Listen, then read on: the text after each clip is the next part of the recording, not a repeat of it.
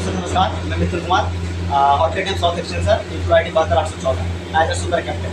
मैं sir visa mistakes से related video बनाना चाह रहा हूँ, जो कि आज के टाइम पे बहुत ज़्यादा कंप्लेंट्स भर के आ रहे हैं। इससे रिलेटेड हम कंप्लेंट कैसे कंट्रोल कर सकते हैं, इसके 5 पॉइंट्स हमारे पास, जो कि न्यू SOP है, इसे हम फॉलो करेंगे जिससे कि ओवरऑल कंप्लेंट्स कम होंगे। तो पहला ये है सर कि हम 2-3 पैकेट पिज़्ज़ा सॉस यहाँ पे भर के रखेंगे, जिससे कि अगर पिज़्ज़ा निकल के आ रहा है तो उसमें हम कटिंग करते हैं। तो अगर पिज़्ज़ा सॉस वापस लाने गए तो टाइम वेस्ट जो कर पड़ना, टाइम वेस्ट के चक्कर में हमारा पिज़्ज़ा ठंडा हो जाएगा, पिज़्ज़ा कंप्लेंट्स आएंगे पिज़्ज़ा फोल्ड का। तो इसलिए पहला कंप्लेंट्स पिज़्ज़ा फोल्ड का कंप्लेंट्स से बचने के लिए हम पिज़्ज़ा सॉस भर के रखेंगे, भर के रखेंगे, जिससे कि ओवरऑल टाइम पे कटिंग करते समय तुरंत पैक कर लेंगे, 30 सेकंड के अंदर कटिंग करके पैक कर देंगे पिज़्ज़ा सॉस लगा के।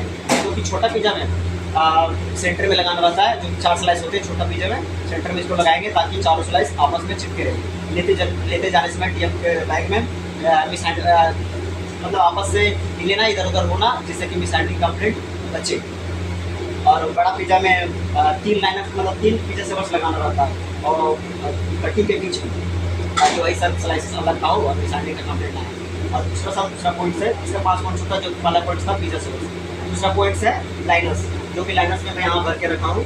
पहला बात तो कि जिसमें बॉक्स बनाना है, चाहे मौजो हो, चाहे लिंक्रस हो, चाहे बिग लिंक्रस हो या फिर स्मॉल लिंक्रस, बॉक्स बनाना उसी में छोटा वाला पिज़्ज़ा में 1 लाइनर्स भर के रखना है और बड़ा वाला पिज़्ज़ा के बॉक्स में 2 लाइनर्स भर के रखना है पिज़्ज़ा बनाते समय, जिससे कि डिले ना हो। और यहाँ पे भी रखना है कि किसी बॉक्स में छुटा हुआ है तो उसमें ऑनलाइन मतलब ऑन टाइम ही डाले पिज़्ज़ा कटिंग करने के समय। तो लाइनर्स यहाँ भर के रख दिए, जिससे कि ये डिले ना होगा। लाइनर्स इसलिए भरा जाता है क्योंकि अगर पिज़्ज़ा बॉक्स बनाया हुआ बहुत टाइम से अगर नीचे भीग जाता है, पिज़्ज़ा रखने से भी भीग जाता है, गंदे जाता है, उसके चक्कर में ये रखेंगे जिससे कि खराब नहीं होगा नीचे से, ये अच्छा से रहेगा और कोल्ड नहीं होगा, अच्छा से रहेगा। तीसरा पॉइंट होता है सर सीजनिंग शीट्स, जो कि पूरा ये कंटेनर से पूरा ऊपर तक भरा होना चाहिए, पूरा ऊपर तक, जो कि अभी थोड़ा खाली है, अभी मैं भर दूँगा। पूरा भरा हुआ ही खाइए, ऑर्डर के चक्कर में थोड़ा खाली हुआ, इसको पूरा लगभग 150 से 200 भरा हुआ रहना चाहिए सीजनिंग शीट्स।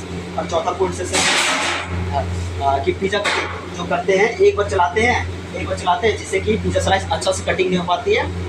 उसको दोबारा करके हल्के हाथों से कटिंग करना है, जिससे कि सारे स्लाइस आराम से अलग हो जाए।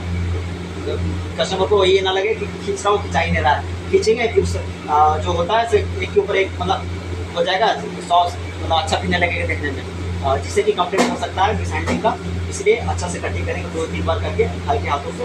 तो ये चौथा पॉइंट हो गया सर। 5वां पॉइंट ये है कि आप पिज़्ज़ा को कटिंग करेंगे 10 सेकंड का टाइमिंग रहता है, 30 सेकंड के अंदर कटिंग करके पैकिंग करना रहता है, बैग में डालना रहता है। जो कि हम ये कोशिश करेंगे कि हम 10 सेकंड के अंदर ही कटिंग करके और पिज़्ज़ा में डाल दें। जो कि कटिंग टेबल के नीचे बैग रखना रहता है, ये हमारा कटिंग टेबल है, इसका नीचे बैग रखना रहता है 2 से 3। तुरंत अगर यहाँ से पिज़्ज़ा कटिंग करेंगे, यहाँ पे भर देंगे और यहाँ स्पेस कम हो गया तो हम राउटिंग टेबल के नीचे भी रख सकते हैं सारे बैग्स को। 2-3 बैग्स और इसमें रख सकते हैं, जिससे ज़्यादा ऑर्डर आएगा, ज़्यादा पिज़्ज़ा बनाएगा तो यहाँ भी रख सकते हैं सर। इससे हम ओवरऑल कंप्लेंट्स, जिसमें पिज़्ज़ा का अभी लाइव ज़्यादा कंप्लेंट आ रहे हैं पिज़्ज़ा के, जिससे मुझे क्लाइंट का ओवरऑल पिज़्ज़ा का स्कोर कम है। और हम इस पर कंट्रोल करेंगे इस 5 रूल को फॉलो करके, तो ओवरऑल फीडबैक का स्कोर ज़्यादा रहेगा, कंप्लेंट कम होगा तो ओवरऑल फीडबैक का स्कोर ज़्यादा रहेगा। तो इसमें से हम सर सबसे अपना सारे सेपों से कैप्टन, वाइस कैप्टन और CEO से सब मिलकर अच्छे से काम करना है और सबको बताना है कि इस रूल को फॉलो करना है। Thank you sir.